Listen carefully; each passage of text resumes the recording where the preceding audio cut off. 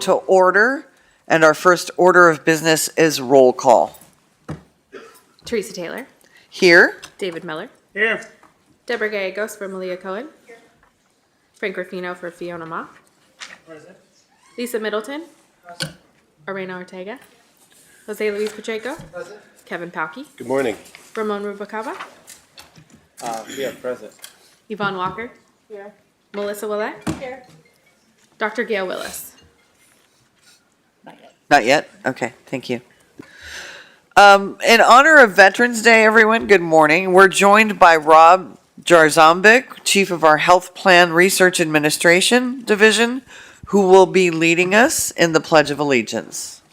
Rob served in the United States Air Force for 11 years as a Russian linguist and later as a Russian interpreter for the nation's Defense Threat Reduction Agency.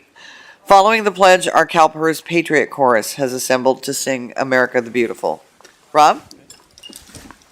I pledge allegiance to the flag of the United States of America and to the republic for which it stands, one nation, under God, indivisible, with liberty and justice for all.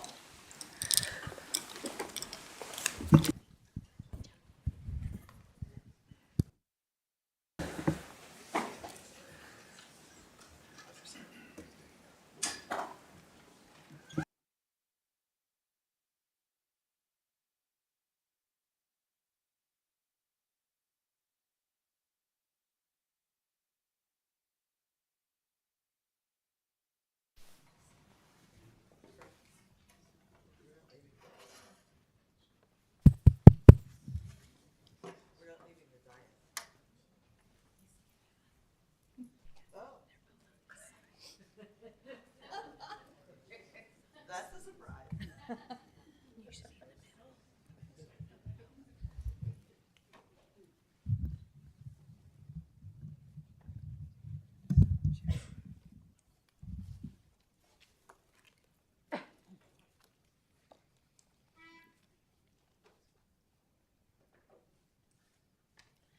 Oh, beautiful for spacious skies, for amber waves of grain, for purple mountains, majesties above the fruited plain.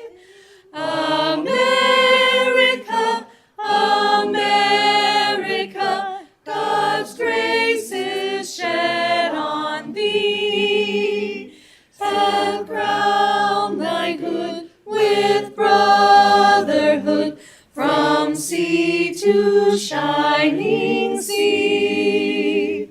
Oh, beautiful for patriot stream that sees beyond the years, Who more than self their country loved, and mercy more than life.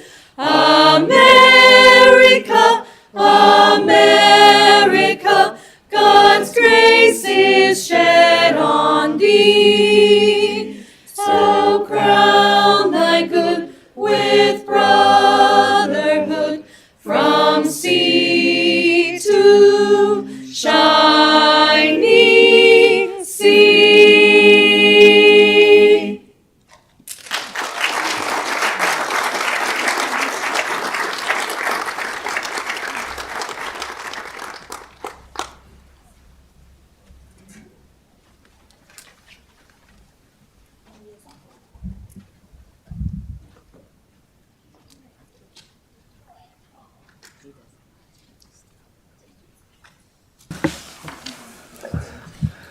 Intern, thank you.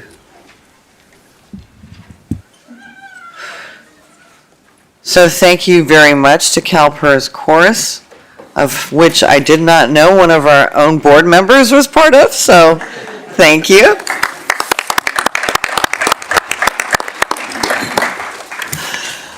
I do have Malia Cohen, Controller Cohen, on Zoom right now. So for this, good morning. We're not all present in the same room. and board members are participating from remote locations that are not accessible to the public. And the Bagley Keene requires that remote board members to make certain disclosures about any other persons present with them during open session. Accordingly, the board member participating remotely must attest either that one, they are alone, or two, if they are one or more persons present with them who are at least 18 years old, the nature of the board member's relationship to each person. At this time, I will ask Controller Cohen to verbally attest accordingly. Good morning, excuse me. Good morning, everyone. I am attesting that I am alone. Thank you, Controller Cohen. Dr. Gail Willis is also online too. Oh, Dr. Willis, also you. I didn't know you were here. Yes, good morning. I attest to the fact that I am alone. Thank you. Thank you very much. All right, moving on. Last week, our nation celebrated Veterans Day. It's a day where we honor the courage, dedication, and sacrifice of those who have served in the armed forces. We recognize the bravery of those who have risked their lives to protect our freedoms and uphold the values we hold dear. We also reflect on their service with gratitude and deep respect, acknowledging the sacrifices not only of the veterans themselves, but also of their families who have shared in the challenges that come with military life. So to all veterans, we thank you for your commitment and service, for the countless ways you have contributed to our country, and for the sacrifices you have made to safeguard our future. Your dedication is a testament to the strength and resilience of our nation, and we are forever grateful. So thank you, everyone. I'd like to start now on our Spotlight for Excellence, and I'd like to introduce you to another veteran. His name is Christian Wallis, and he is one of two recipients to receive our Spotlight on Excellence Award this year at our educational forum. Mr. Wallis is the CEO of the Grossmont Healthcare District that supports more than 500,000 residents in San Diego. Before entering the private sector, Christian served in the U.S. Navy for more than 20 years. Here's a short video about Christian and why we honored his work. If you would roll his video.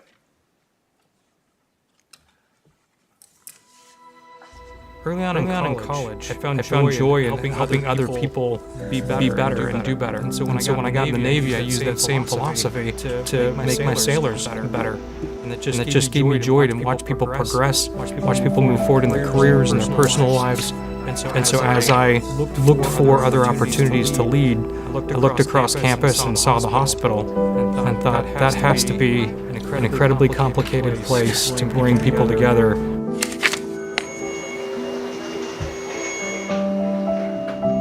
The CEO of the Grossmont Healthcare District, which is 750 square miles in East San Diego County. We cover about 520,000 lives, and we make sure that the health and wellness of our constituents are as good as they can possibly be. Christian really embodies public service in a way I think many of us wouldn't have expected from someone who was new to this field. He comes from the world of healthcare administration, the Navy, working in hospitals and clinics, and it's a beautiful fit.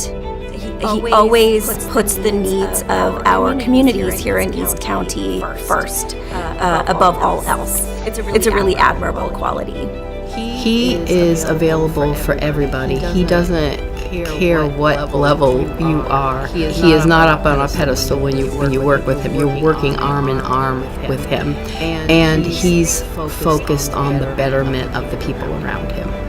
And it's just a wonderful person to work with.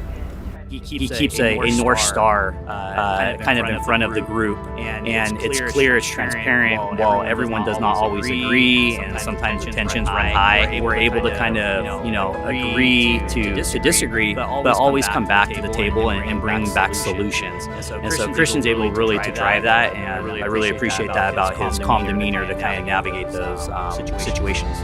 It was early on in my life where I knew that I wanted to join the military. I wanted to do something greater than myself, something that supported more people and that I could contribute to the nation as a whole.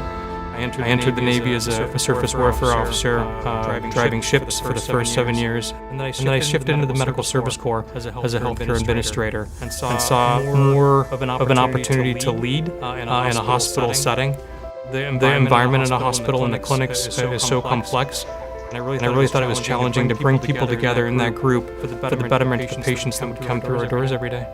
It is a complex organization. Things happen every single day. You have to constantly pivot and move with today's events. Healthcare has truly been one of those difficult leadership positions, but absolutely very worthwhile. There was no vision for what we were going to be doing, and he created that vision. We use the word raise, and that is kind of our vision: respect, accountability, integrity, service, and empathy. And everything we do with that in mind.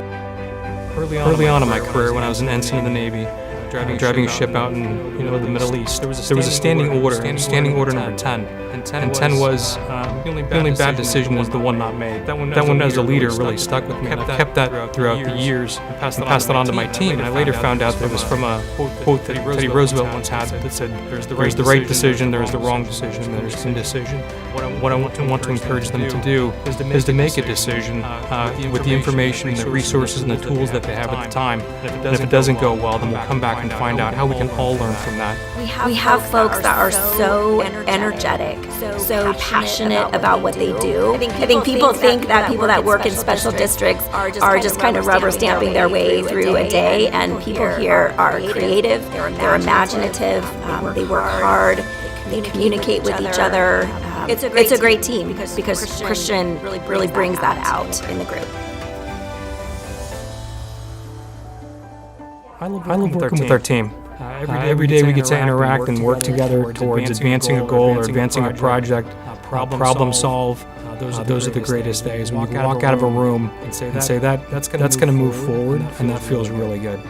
It's not about me. It's never been about me. It's been more about the team, and that means more to me than anything else. He does kind of create the bridge between programs, between relationships, facilitates outcomes. It takes a strong leader to be able to do that. He pours himself into this in a way I think no one would expect from your average public servant. It's an incredible amount of thoughtfulness and enthusiasm that he brings, and it's really contagious. The number of things we've done in 3 years, what person who's done that wouldn't be deserving of this award? Whether it's protecting the nation, or whether it's providing health and wellness and trying to make people's lives better and healthier. I've always been more about advancing other people's lives than myself, and that's probably the epitome of public service.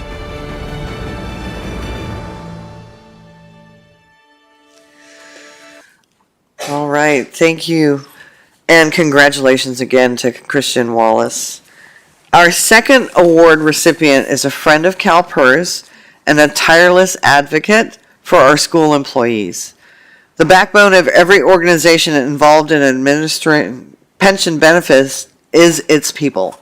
And for every event or training, every member question answered, every retirement planned, there are people behind the scenes working to ensure that California public servants receive the benefits they deserve. So perhaps no one knows this better than Debb Jachens, the Member Benefits Coordinator with the California School Employees Association. Let's learn why Debb is so deserving of this award. Please roll the video.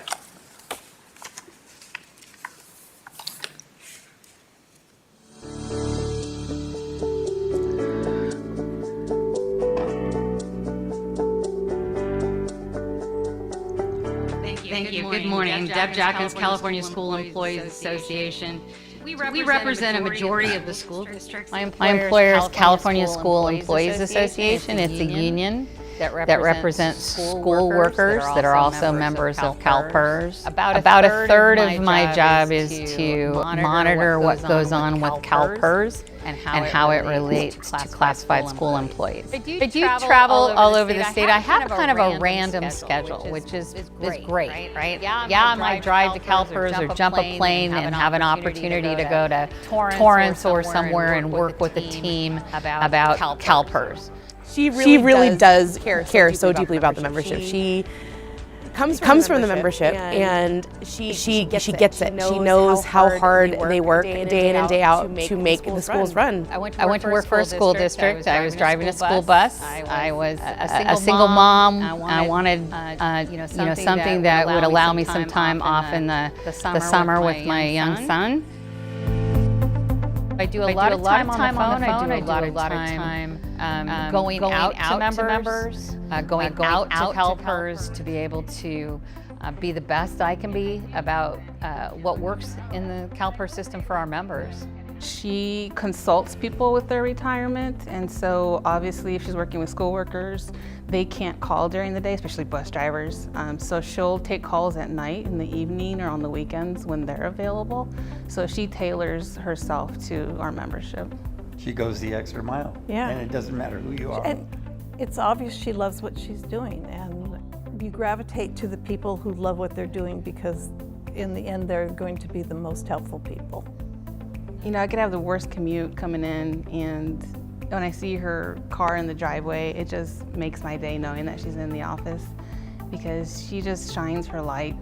She's kind of like the mother hen. She keeps us all together. She teaches us through her actions, you know, how to treat our members, how to take care of them, how to go that extra mile, how to be there for them when they need you to be there. She just has so many qualities that I kind of want to grow up to be her. One of our team members got married this year, and we cracked up that Debb is Debb no matter where we are. She saw one of the other guests that was very pregnant and wearing heels, and she hunted down some sandals for her to put on. And then noticed the pitchers were empty of water and went to the kitchen herself to refill the pitchers. And so we just kind of cracked up. We're like, Debb, this isn't our event, but of course Debb is Debbing no matter where we go. I do have some hobbies. I have a grandson that I love to spend every minute with that I possibly can. I do like to paint. My husband said it's the cheapest form of therapy available. And I live in one of the most beautiful places in the world. I live in the Napa Valley. My family's been there since the 1800s. So anytime I have to go out and promote consuming the food we call wine, I just love to do that. I'm just so grateful that my life brought Debb into it. It's, sorry. She wants everyone to feel in the know, supported, comfortable. We've been waiting for this to come, this opportunity to come, and we're so excited to see her celebrated in this way. You know, when my husband lost his job at the NUMMI, at the Toyota factory, she brought me groceries, you know, and was very discreet about it, didn't tell anyone. She just brought me over to my car and parked her car next to it, and she would just move stuff over, and it's something that nobody knows. Only Debb knows, and I, so that's just who she is. She's affected so many people. I mean, she's just gonna live forever, and the warmth that comes out of member benefits, and it's from her, you know, it's coming from her. There is nothing more important than making sure this great state and the schools that we have to serve the population of our kids are successful, and the people that are serving the kids in that system, you know, have everything that they need as they go through their career and into retirement. So it's really an honor to be able to work with just the most humble and giving group of people that put out everything that they can for those kids every day, just to make sure that those kids have every single thing that they need. Helping someone make a better choice about their future that's going to pay them for the rest of their life, what could be more satisfying?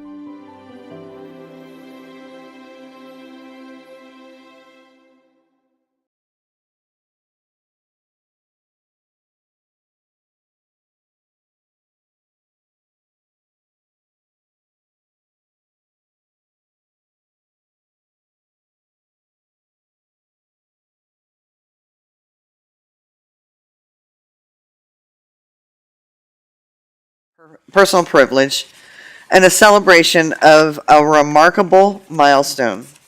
50 years ago this month, our colleague and friend Lisa Middleton began her career in public service. In 1974, Lisa joined the State Compensation Insurance Fund and rose through the ranks in a number of leadership positions, eventually serving as Senior Vice President of Internal Affairs until her retirement 36 years later. Her service to the public did not stop there. In 2017, she was elected to the Palm Springs City Council, becoming the first transgender person elected to a political office in the state of California. And let me give you a sampling of where she has served and provided her leadership. It's a lot. Riverside County Transportation Commission, Sunline Transit Board of Directors, Coachella Valley Mountains Conservancy, Coachella Valley Association of Governments Transportation, Energy and Environment and Conservation Committees, the League of California Cities Revenue and Taxation Policy Committee, the League's LGBTQ Caucus, the Equity California Institute Board of Directors, and most important from our perspective, the CalPERS Board since 2019, after being appointed by the Governor Newsom. So I just got to ask you something, Lisa. Do you ever sleep? Over the past 5 decades, Lisa has made an indelible impact, touched countless lives, and strengthened communities through her service. Reaching this achievement is a testament to her commitment and unwavering dedication that only a rare few possess. Lisa, you have exemplified integrity, compassion, excellence, and setting a high standard for others to follow. Congratulations, and I want to thank you for your 50 extraordinary years of service.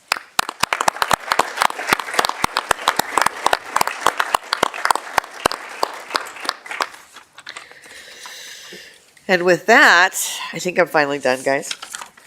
We wish everyone a happy Thanksgiving and a wonderful holiday season. We will see you next year for our Board Education Day and Stakeholder Forum, January 13th and 14th. And I will turn this over to our CEO for her report. Marcie? Thank you, President Taylor. And that was a very nice way of kicking off today's meetings. And congratulations, Lisa. That is just a wonderful milestone in career for you. Hopefully a few more years ahead of you as well. So thank you, President Taylor, members of the board.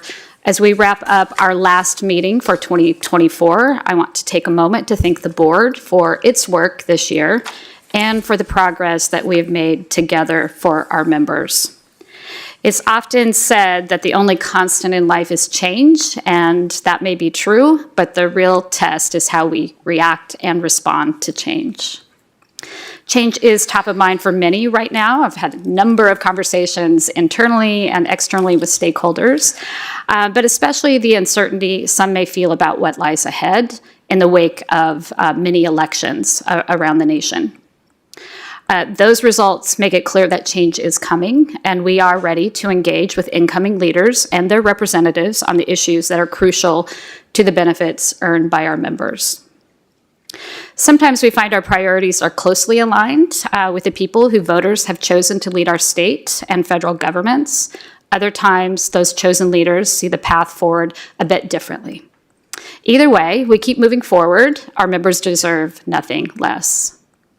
We expect the year ahead will include new voices and viewpoints on several issues, including climate-focused investing, corporate governance, and healthcare policy.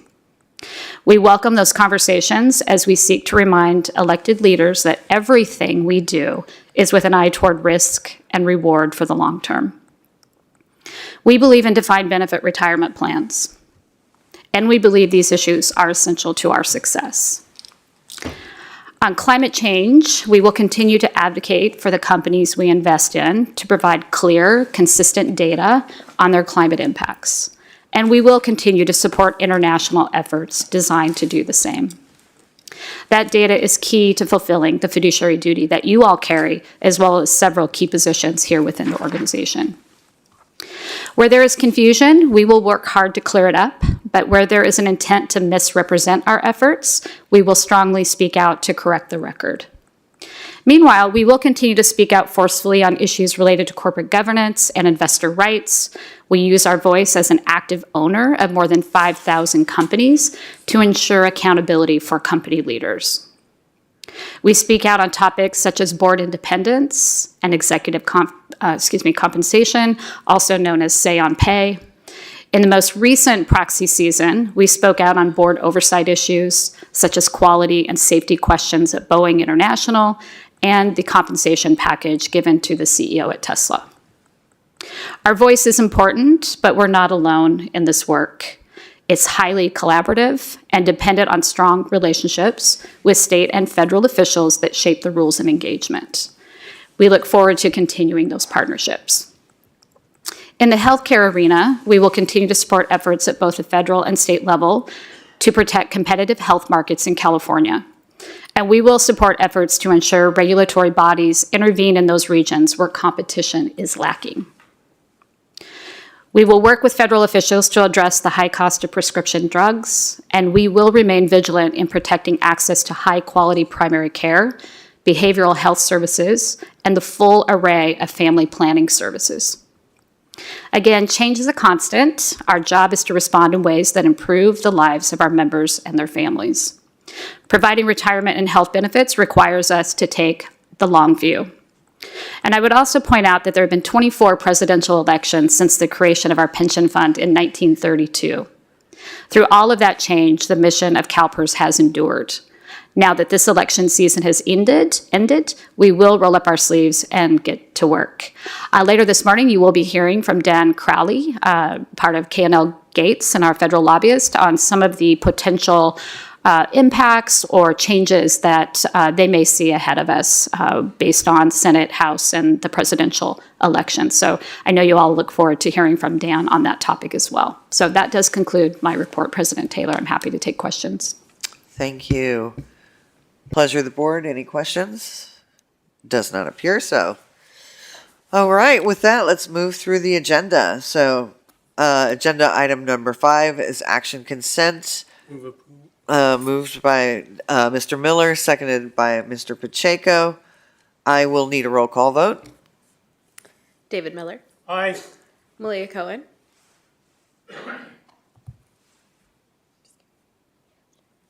Fred Graffino. Aye. Lisa Middleton. Arena Ortega. Jose Luis Pacheco. Aye. Kevin Pauke. Aye. Ramon Hi, it's Rubalcaba. Malia. Forgive me. I'm sorry. I was trying to unmute, but I couldn't do it fast enough. Aye. Thank you. My apologies. Yvonne Walker. Aye. Melissa Willett. Yes. Dr. Gail Willis. Aye. All right. Motion passes. Moving on to information consent items, item number 6. I have not received any requests to pull any items. So with that, we will move on to the committee reports and actions. So starting with, Investment Committee. David, can you push your button? There you go. And Mr. Miller. Okay, good morning all. The Investment Committee met on November 18th, 2024. The committee received reports on the following topics: Quarterly Chief Investment Officer Report, Asset Liability Management, Total Fund Portfolio Management Annual Program Review, Sustainable Investments Annual Program Review, Diversity in the Management of Investments, AB 890, CalPERS for California, and a consultant review of CalPERS divestments. The chair directed staff to add percentages of managers by asset class and a peer comparison to the annual AB 890 report moving forward. The committee heard public comment on the following topic: ASL interpreters, American Sign Language, private equity investments, and sustainable investments. At this time, I would like to share some highlights of what to expect at the March Investment Committee meeting. Policy changes for our responsible contractor policy, CalPERS Trust Level Review Consultant Report, CalPERS Trust Level Review, and proxy voting and corporate engagement updates.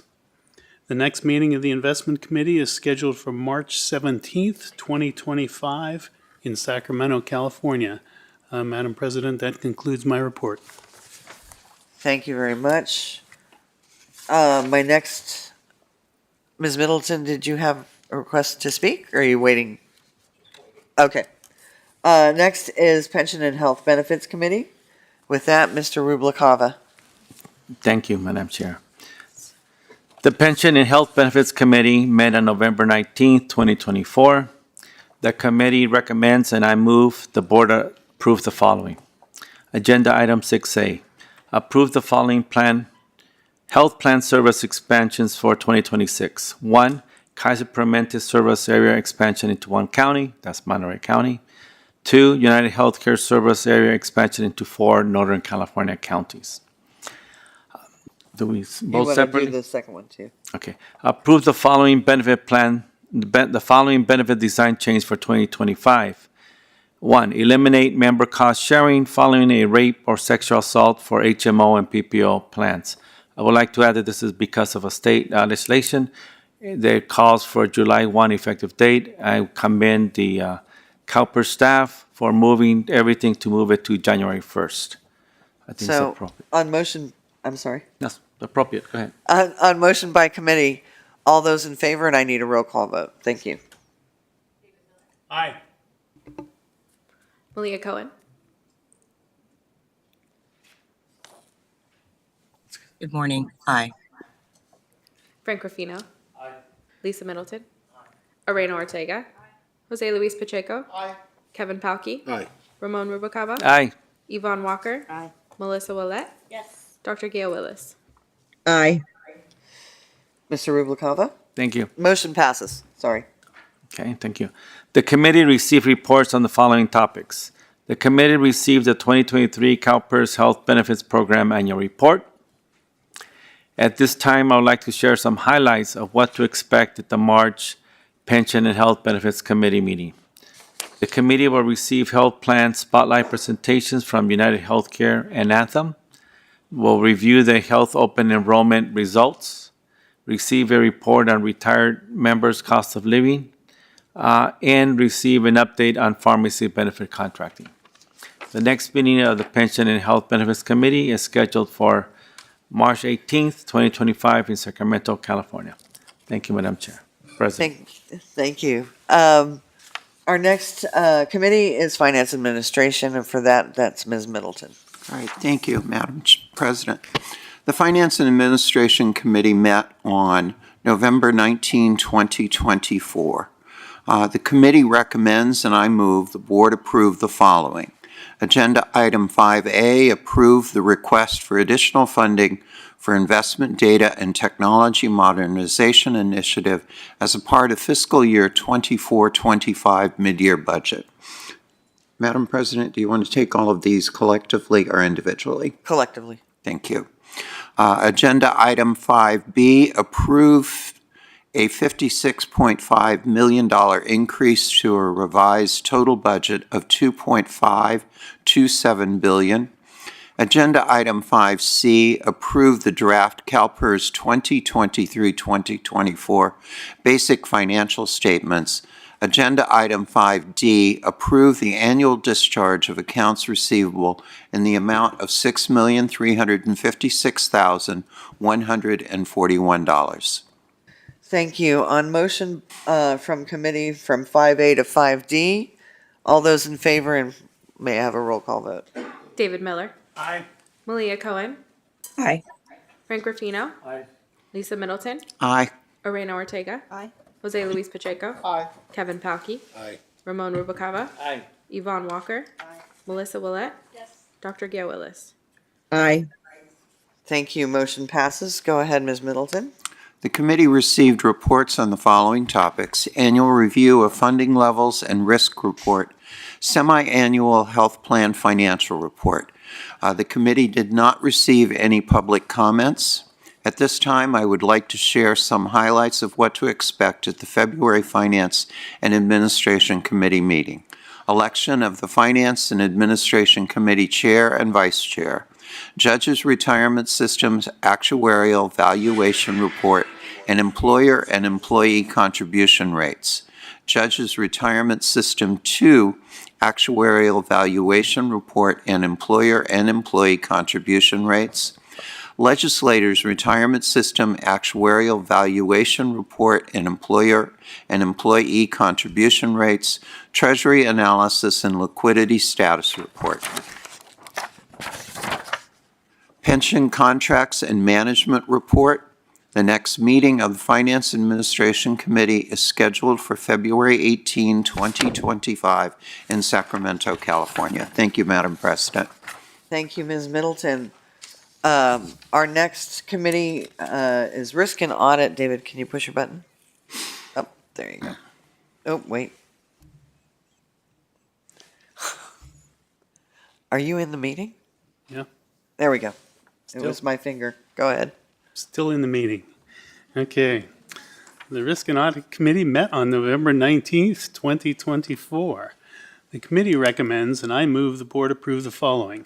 Agenda item 5A, to approve the CalPERS Board of Administration's independent financial statement auditor's report and the accompanying required reports for the fiscal year ended June 30th, 2024, and to approve the CalPERS Board of Administration's independent financial statement auditor's management letter for the fiscal year ended June 30th, 2024.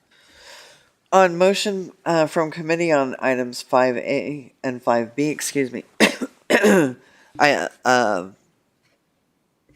on motion, so yeah, I need a roll call, but how, David Miller. thank you. Aye. Malia Cohen. Aye. Frank Ruffino. Aye. Lisa Middleton. Arena Ortega. Jose Luis Pacheco. Aye. Kevin Palke. Aye. Ramon Rubacava. Aye. Yvonne Walker. Melissa Willette. Yes. Dr. Gail Willis. Aye. Thank you. Motion carries. Go ahead, Mr. Miller. At this time, I would like to share some highlights of what to expect at the February Risk and Audit Committee meeting. The 2024 through 2025 Enterprise Compliance and Risk Management Mid-Year Update, and the third-party parallel valuation and certification services for June 30th, 2024, 2025, and 2026 actuarial reports. The next meeting of the Risk and Audit Committee is scheduled for February 2025 in Sacramento, California. That concludes my report, Madam President. Thank you very much. Don't turn it off. Oh, well. With that, we are moving into the action agenda items, proposed decisions of administrative law judges. And that's Mr. Miller again. Find my little sheet here. So much paper. Oh, there we go. Okay, I move to adopt the proposed decisions at agenda items 8A1 through 11 as the board's own decisions, with the minor modifications argued by staff to agenda items 8A2, 5, and 7 through 10. On the motion, do I need a second? Second. All right. It's been made by Mr. Miller, seconded by Mr. Pacheco. Roll call vote on that, please. David Miller. Aye. Malia Cohen. Aye. Frank Ruffino. Lisa Middleton. Arena Ortega. Jose Luis Pacheco. Aye. Kevin Palke. Aye. Ramon Rubacava. Aye. Yvonne Walker. Melissa Willette. Yes. Dr. Gail Willis. Aye. All right, with that, the motion carries. Go ahead, Mr. Miller. Further, I move to deny the petitions at agenda items 8B1 and 8B2. On motion from the committee, can I have a second? Seconded by Mr. Pacheco. I need a roll call vote on that. David Miller. Aye. Malia Cohen. Aye. Frank Ruffino. Lisa Middleton. Arena Ortega. Jose Luis Pacheco. Kevin Palke. Aye. Ramon Rubacava. Aye. Yvonne Walker. Melissa Willette. Dr. Gail Willis. Aye. Thank you. Motion carries. And with that, we are going to move on to agenda item 9, which is information agenda items. And the first up is state and federal legislative update. Mr. Brown?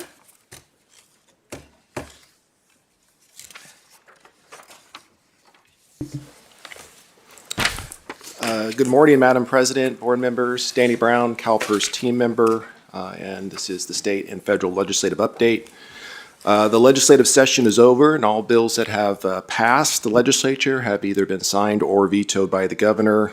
According to unofficial observers, there was a little over 2,100 bills sent to the governor's desk, or I should say introduced. 1,200 of them made it to the governor's desk, and he ended up signing about 84% of them. The Legislative Affairs Division actively tracked 590 bills this year, with 24 of those being designated of our highest level of attention analysis. 6 of these bills were signed into law, 1 was vetoed, and 17 of them failed to pass the legislature. The board adopted positions on 2 bills, opposing the fossil fuel divestment bill and supporting, if amended, a bill to regulate consolidation healthcare industry. The divestment bill died in the legislature, and the healthcare consolidation bill was vetoed by the governor. The 3 pension bills that we have discussed in prior meetings were all signed by the governor. These include AB 126, which deals with post-retirement settlement options for members who divorce after retirement, SB 1240, the El Dorado Fire County Protection District and Diamond Springs El Dorado Fire Protection Merger Bill, and then SB 1379 that provides certain working after retirement exemptions for the county of Solano. So that closes the book on the 2023-24 legislative session.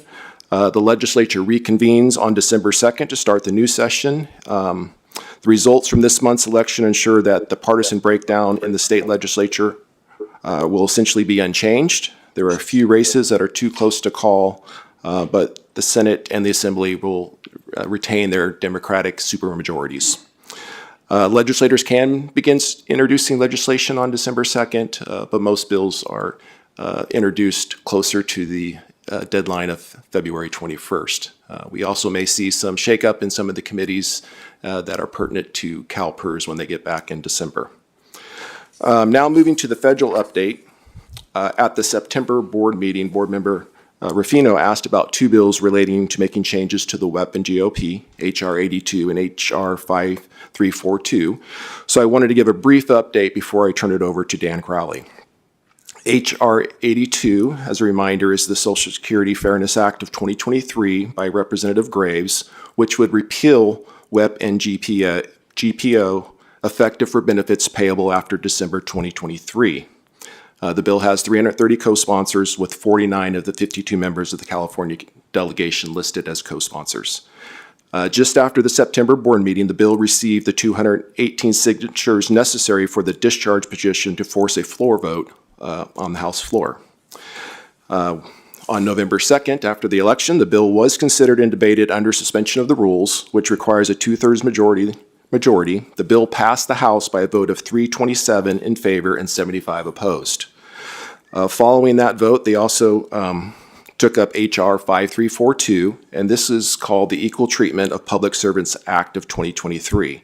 And what this bill does is it only impacts the WEP, and it just changes the formula so that the reduction isn't as large. So it doesn't eliminate it, it just comes up with a new proportional formula so the reduction isn't as great.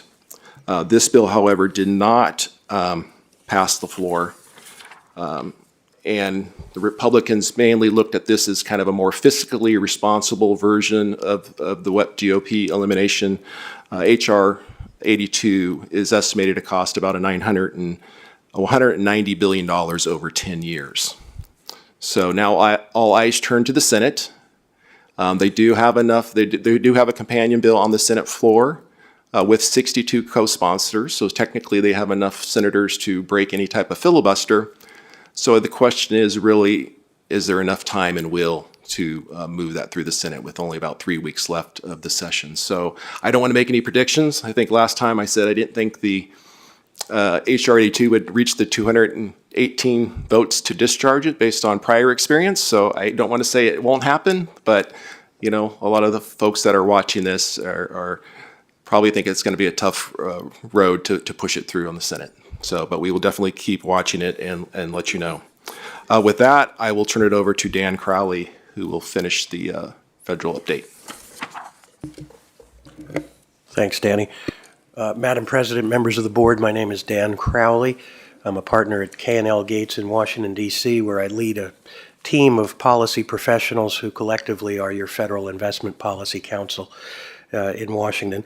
What I thought I would do is give a overview of the election, the results, the implications, talk about a little bit about what's ahead of us over the next 100 days or so, and then I'd be happy to take any questions you might have.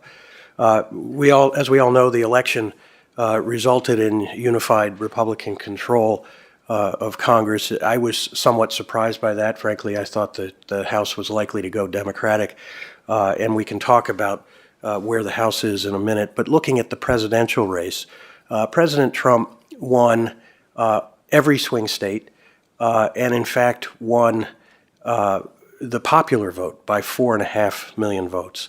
And that may not have been intuitive on the front end of the election. Hindsight is 20/20. But I think the election boiled down to two really big issues: inflation and immigration. I'll come back to that in a minute. But in the House, we have essentially status quo in the sense that there's a very narrow Republican majority, and it's getting narrower by the day. President Trump keeps nominating members of the House Republican Conference to different cabinet positions, and a number of races still remain too close to call, particularly here in California. And depending on how those come out, we could have a really, really historically narrow margin in the House. In the Senate, Republicans picked up a total of 53 seats.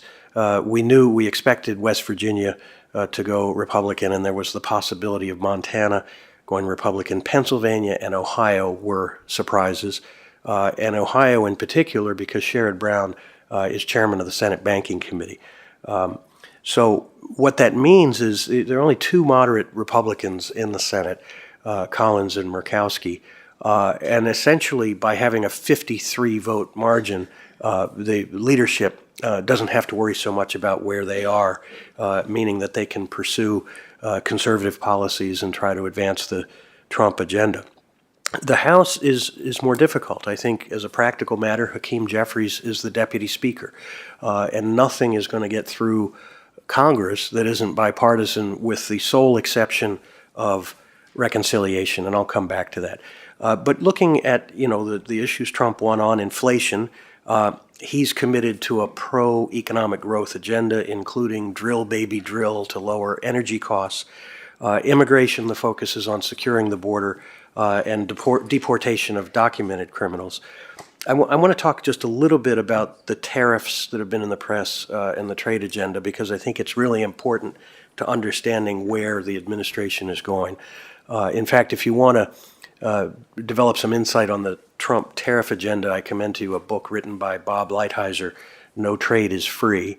I am a free market Reagan Republican. I read the book and I found a lot of the points in there compelling. But what's important to understand about where the administration is heading is that tariffs are going to be used to advance the energy dominance agenda, and you'll note that that goes beyond energy independence. The goal is to be selling energy to our friends and allies so they're not buying it from Russia or other enemies.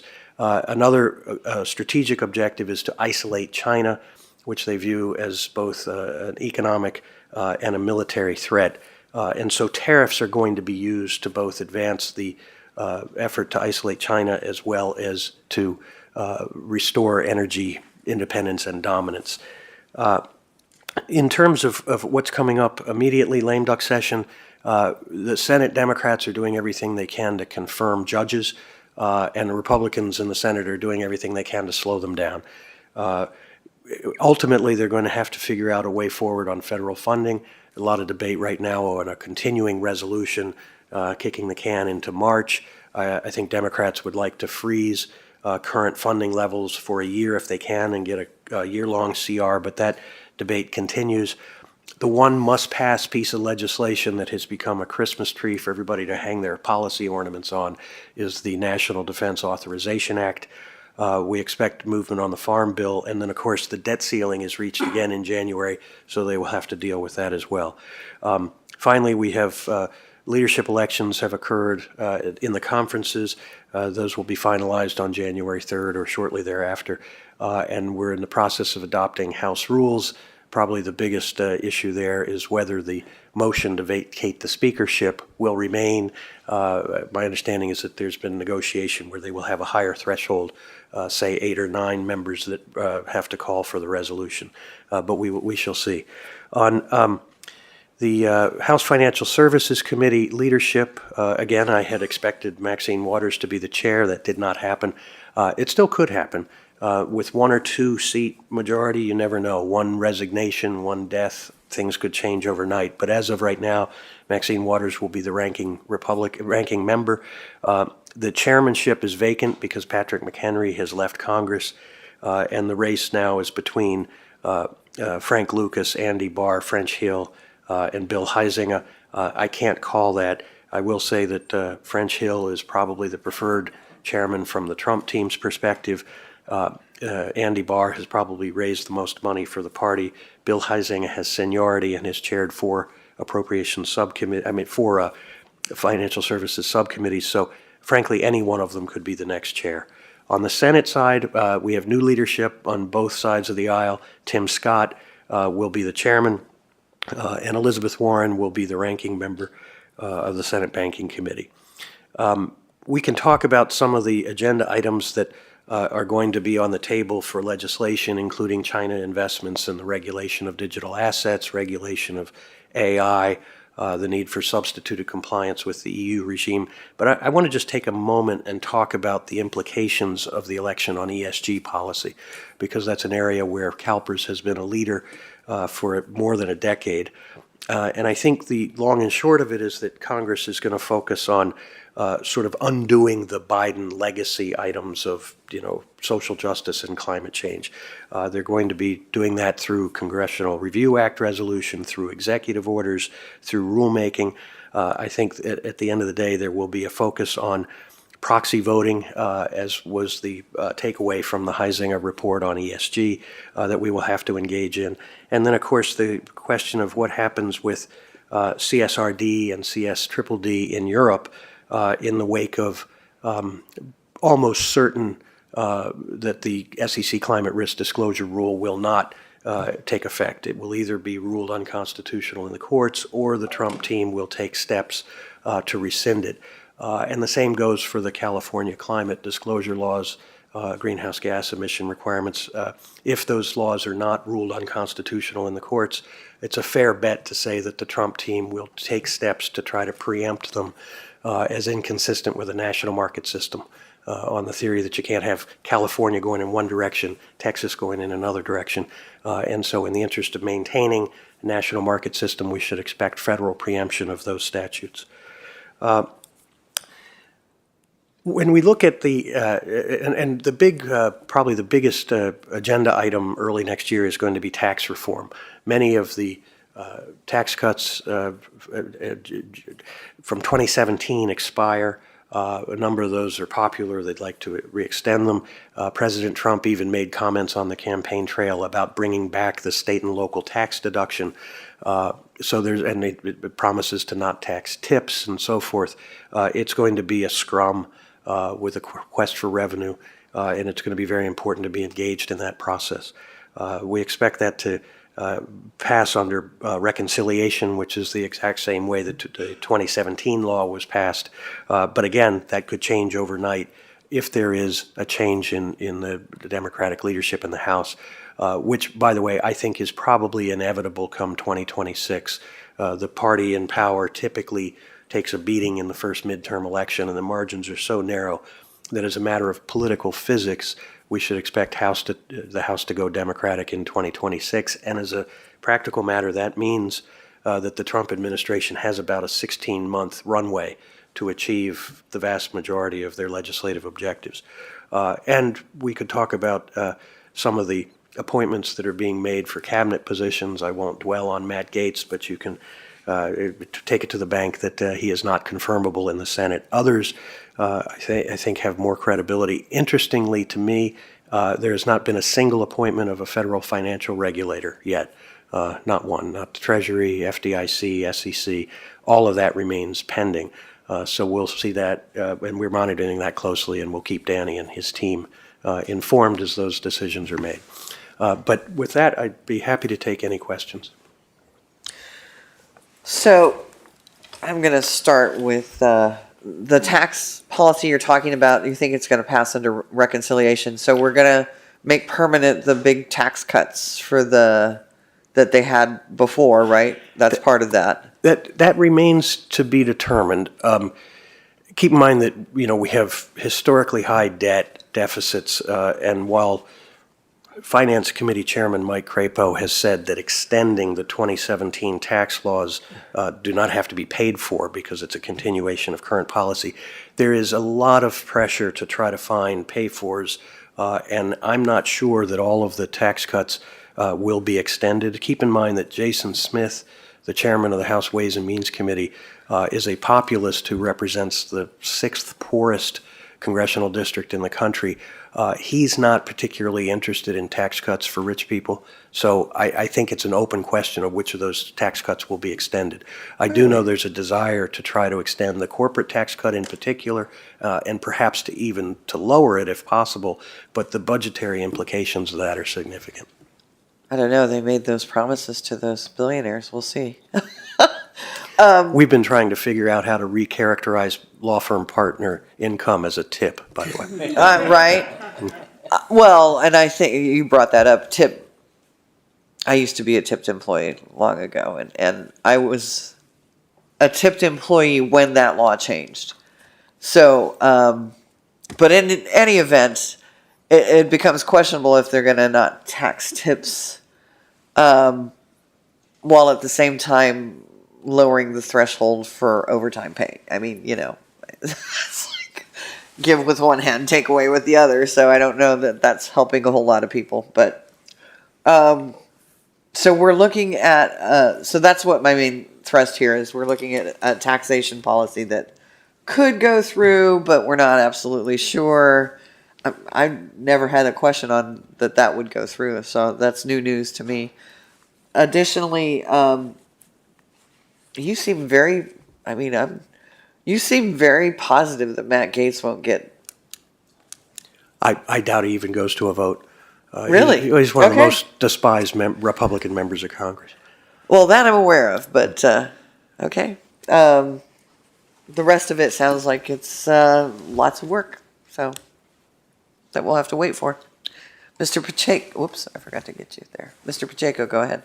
Yes, thank you, President Taylor, and thank you, Mr. Crowley, for your presentation. Again, I always find it very informative and so forth. My first question is back with respect to the SB 253-261, the climate disclosures with respect to California. You mentioned that they may that the Trump administration, the new incoming Trump administration, may utilize the national market system as a way to block this. Can you elaborate more on that? Because I have not heard of that, and I just want. The fundamental notion there is preemption.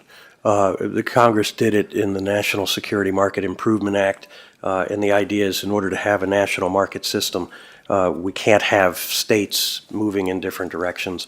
And so I think that there will certainly be an effort to preempt it, probably legislatively, assuming they have the ability. Again, I think it's going to be very difficult to get anything through the House of Representatives that is not, the tax reconciliation package. There's going to have to be a certain degree of bipartisanship, which involves negotiation. But I can tell you that that's the intent.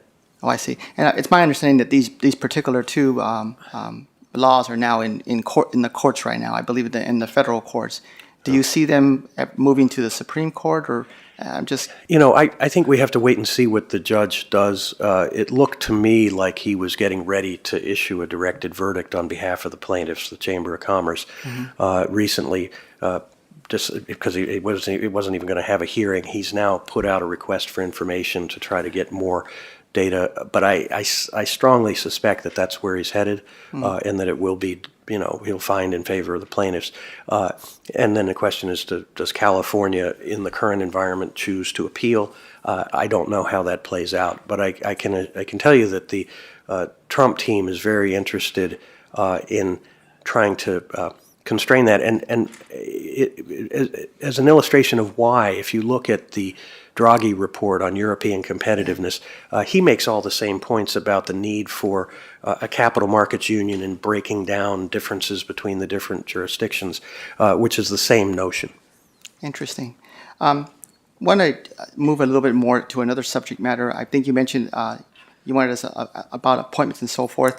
Wanted to know a little bit more about the Department of Government Efficiency and how that may play in with respect to the public pension space, and if you can elaborate more on that. You know, all I can do is give you my opinion. Yep. I think the idea of creating a new government agency to review the bureaucracy is a little silly. And so now they've been talking about, well, we're going to do this on the outside and have experts provide input. The problem with that strategy is that the Anti-Deficiency Act prohibits acceptance of volunteer services from outside the government. And so it's very hard to see a new agency being created in this Congress. And my guess is that with 6 months from now, it will prove to be political theater, but we don't know yet. Excellent. And the last question I have is with respect to the makeup of the Security Exchange Commission. I know there'll be some changes there with respect to that. I just wanted to know what your thoughts on that landscape and how that may play a role in our world. Well, first of all, as I say, there haven't been any appointments to any of the federal financial regulators, but a lot of speculation and rumor about who the SEC chair might be. At last check, there were 7 names being considered: Richard Farley at Kramer Levin, Norm Champ at Kirkland and Ellis, Dan Gallagher at Robin Hood, Mark Uida, who's a current SEC commissioner, Heath Tarbert, former CFTC chair, Paul Atkins, another former CFTC chair, and Robert Stebbins at Wilkie Farr. My best guess at this point is that Hester Pierce, as the senior Republican, will likely become the acting chair. Trump has said he will fire Gensler on day one. I don't know that he has the authority to do that, but certainly it would not be. It would be consistent with precedent for Chairman Gensler to step down in order for his successor to be named. You know, there will be a 3-2 majority in favor of the Republican Party. Uida was just reconfirmed, so he'll stay for sure. Typically, whoever becomes the acting chair then moves on, so that would open up another seat, and the other 2 Democrats will remain. So I don't know that it really, you know, it's going to matter a lot on things that CalPERS cares about, like proxy voting and Rule 14A8, and you know, whether shareholder petitions pass muster. And we're just going to have to engage in that process as we have in each of the previous administrations. Excellent then. I really appreciate your comments and so forth. I just have one more question. I just wanted to, I read in the paper in the Washington Post about the transition issues and how the Trump administration is not utilizing the General Service Administration. They're doing all their venting through Morago and so forth. And I just wanted to understand that is that a different process, or are they not following the proper protocol? And I'm just, because I know there's a transitional period, transit team, and you have to make the appointments, and then there's a certain period everything needs to be set up, and I just want your opinion about what that whole thought. I haven't seen the article you're talking about. I think as a general proposition, the Trump team in 2016 was totally ill prepared for a transition. Everybody was surprised when he won, I think, including him. So the next day they hit the reset button to get rid of all the never-Trumpers that were on the transition. They never recovered from that. They never fully staffed up. I think they were sort of behind the process for the rest of the administration. This year is very different. They are very focused, very organized. America First Policy Institute has been their back office through this election season, and that's where most of the discussion about transition and appointments are being made. Project 2025 gets a lot of attention, but I really don't think it's relevant to what's currently going on. It may be at some point later on as they look for policies to pursue, but right now they're trying to flesh out the cabinet. Then they'll get into the sub-cabinet level and eventually flesh out the rest of them. In terms of the GSA role, I mean, that they obviously have a function. The landing teams have to go into these agencies, and there needs to be coordination. It is, to be blunt, it's a hostile takeover. Yeah. I mean, they see the election results as the repudiation of Marxism, and they have a mandate now to go in and clean house. So that's the approach they're taking. So it does not surprise me that there might be some tensions with the GSA, but I'm not familiar with it. Mr. Carley, that's very good when you said hostile takeover. That's exactly the title of that article in the Washington Post. So it's quite fascinating, the irony of your thoughts and how this is playing out. Thank you very much, sir, and I appreciate everything you've done, and we look forward to more of your updates. Thank you. Thank you, President Taylor. Thank you. Mr. Ruffino, oh, hold on. There you go. Am I on? Yep. Thank you, Madam President. Just quickly, I wanted to take a moment to thank Mr. Brown for the updates on, on the web and GPO bills. I have a question for Mr. Crowley, knowing ahead that you don't have a crystal ball, but first of all, I want to underscore, this was an historic. The House took an historic vote that we don't see that very often, especially, challenging the suspension of the rule procedure. That just doesn't happen every day. So there seems to be a will, and bipartisan will, to address this inequity for these workers, which, by the way, it affects approximately 30% of state and local government workers. There seems to be the will to fix it. But now that the focus turns to the Senate for a potential action, as Mr. Brown indicated, especially during a lame duck session, it's very unlikely, that we get they get a vote scheduled. So it seems to me that giving the rules, the Senate rules, it seems that it'd be more productive for the advocates to attempt to attach a WEP GPO repeal to a end of year must pass bill. I know it's dreaming, it's still possible, but giving the political climate, giving what you know on the Hill, and giving the amount of support that it's received on both sides, and giving the chairman's statement, Jason Smith's statement that says that he wants to fix this problem somehow, do you think that there is a possibility that that can still happen? A remote possibility, yes. And the reason I say remote is that the floor time in the Senate is so precious. Again, the Biden team is trying to get as many Democratic judges confirmed as they can before the clock runs out. And they do have these must-pass bills. It's like the NDAA, it could be a vehicle.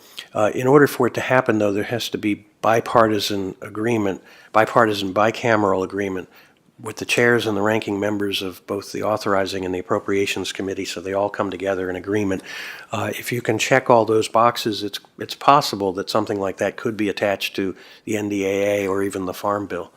So it's something that Danny and I will talk about, and if there's any way to get it done, we'll work on it. Great, thank you. Thank you, Madam Chair. Thank you, Mr. Ruffino.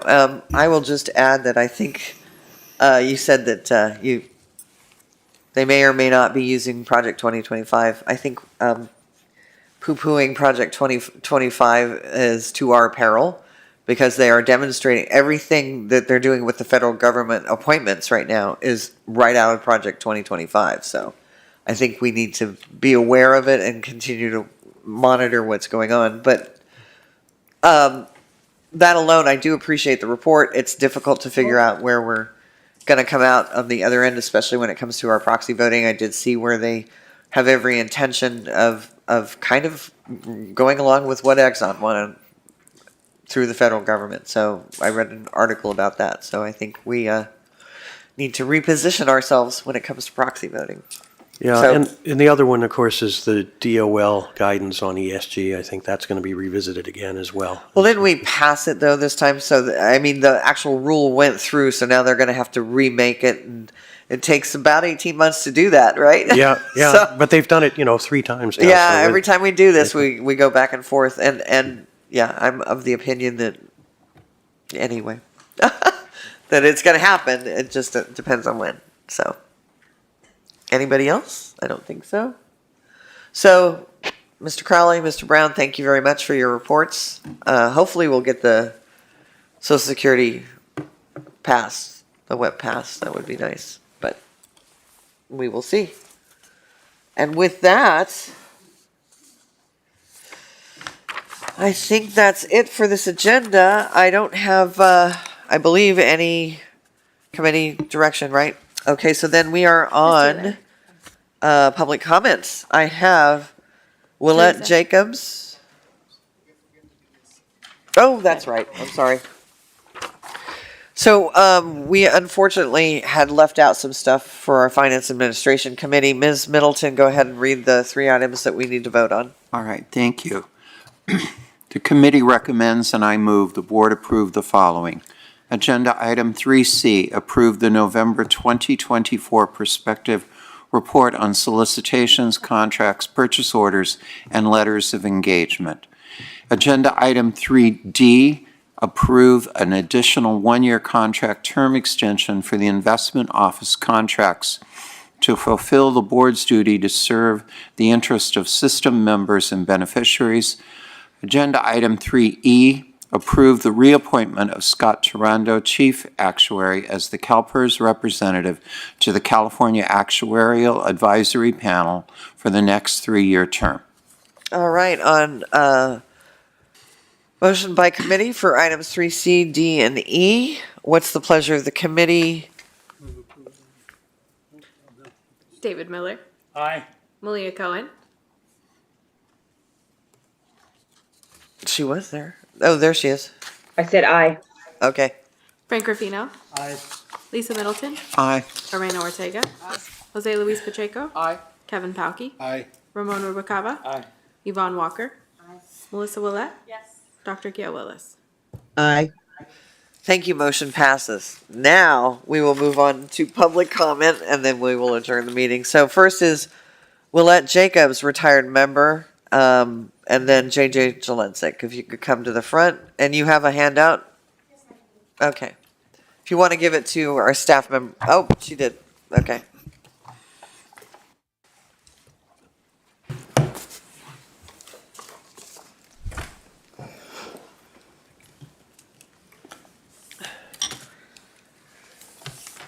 Okay, you can start, Ms. Jacobs. As soon as you start, the timer will start. Good morning, and I thank you for the opportunity to speak before you. I retired when I was 44 years old. I'm now 70. I have been waiting for my benefits to be paid since 1998, and they've yet to be paid. There have been several legislations that have been completed. One of them is the Arnett case, which authorized 50% to be paid by the employer, which is fully funded. And then you have the case precedents with Davenport, which states that in essence, respondent was forced to pay for a benefit that was ultimately determined to be an entitlement.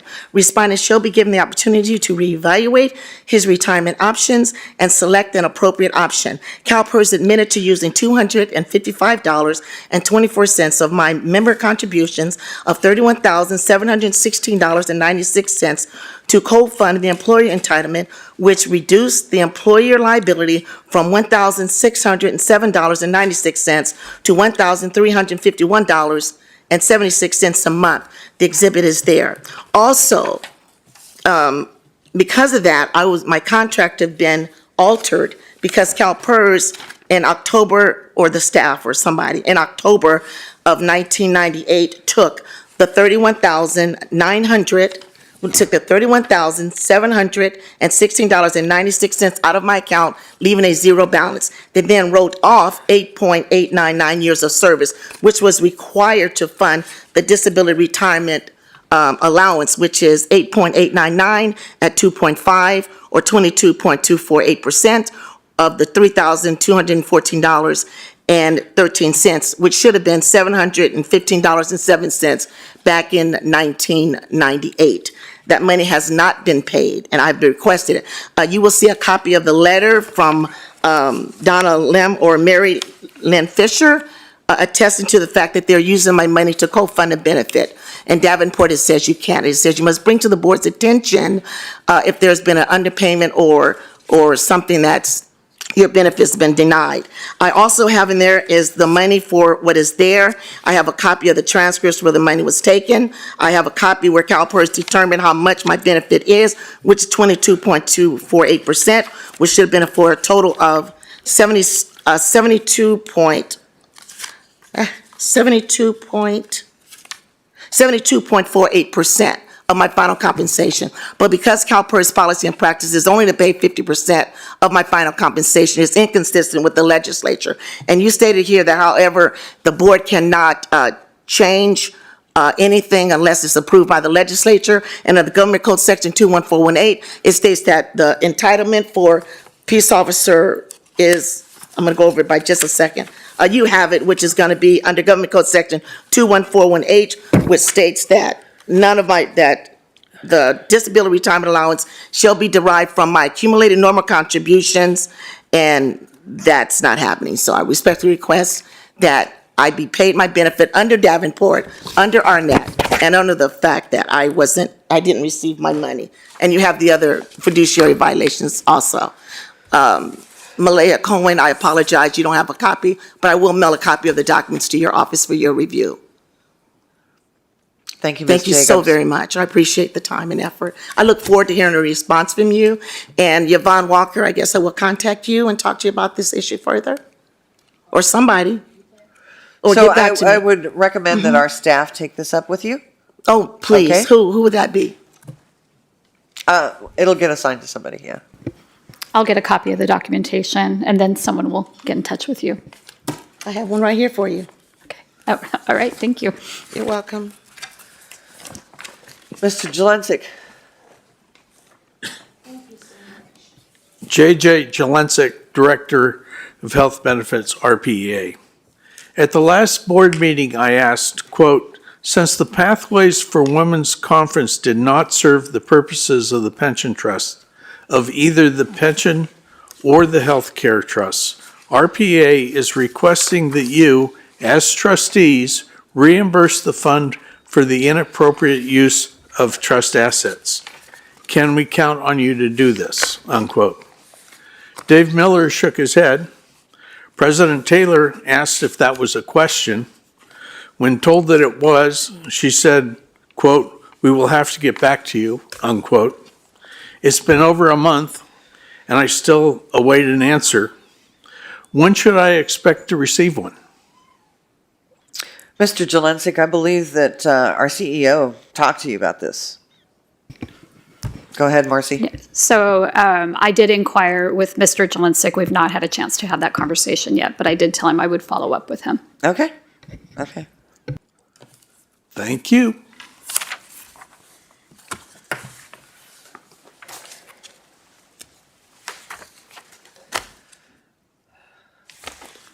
All right, with that, we are going to adjourn the meeting, the open session, and move into closed session. Hold on one second.